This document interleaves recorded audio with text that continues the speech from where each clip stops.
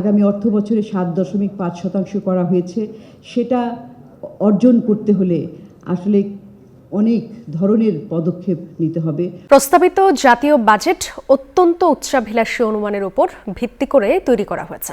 বর্তমান অর্থনৈতিক বাস্তবতার সাথে পুরোপুরি সঙ্গতিপূর্ণ নয়, ফলে এর বাস্তবায়ন কঠিন হবে সরকারের জন্য।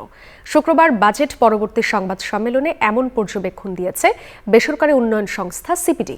কালো টাকা সাদা করার সুযোগ কর বৈষম্য বাড়াবে বলেও মন্তব্য করেন সিপিডির গবেষকরা।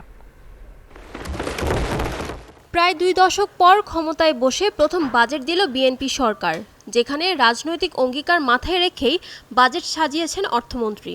যদিও মূল্যস্ফীতির অব্যাহত চাপ এবং দীর্ঘদিনের নানা সংকটে বিপর্যস্ত অর্থনীতি, সেই অর্থনীতি পুনরুদ্ধারই এখন বড় চ্যালেঞ্জ।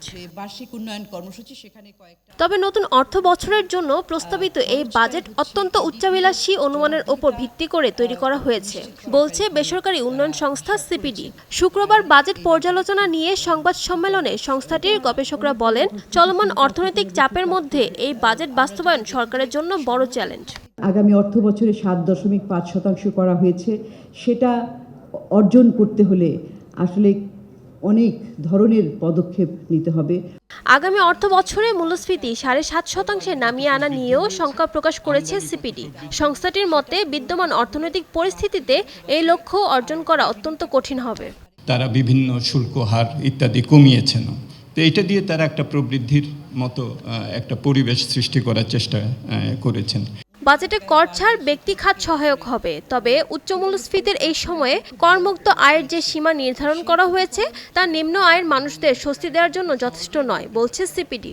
উৎপাদনশীলতা যদি না হয় তাহলে কিন্তু সেটাও আবার মূল্যস্ফীতিকে বাড়িয়ে দিতে পারে, কারণ ব্যয়টার থেকে যদি রিটার্ন আসে, উৎপাদনশীলতা বাড়ে, বিনিয়োগ বাড়ে, কর্মসংস্থান বাড়ে, তাহলেই কিন্তু এই মূল্যস্ফীতির লক্ষ্যমাত্রা সম্ভব হবে।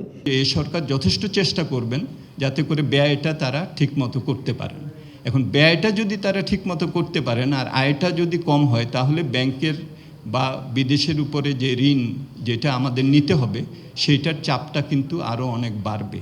এছাড়াও ব্যাংক থেকে সরকারের ঋণ নেওয়া বাড়লে ব্যক্তি খাতে বিনিয়োগ কমবে, এমন পর্যালোচনা তুলে ধরে সিপিডি। আর কালো টাকা সাদা করার সুযোগ কর বৈষম্য বাড়াবে বলেও মন্তব্য করেন গবেষকরা। যে ভিত্তিটা যেটা করা হয়েছে এবং জিডিপি প্রবৃদ্ধি। ফারজানা রিয়া, নিউজ 24, ঢাকা।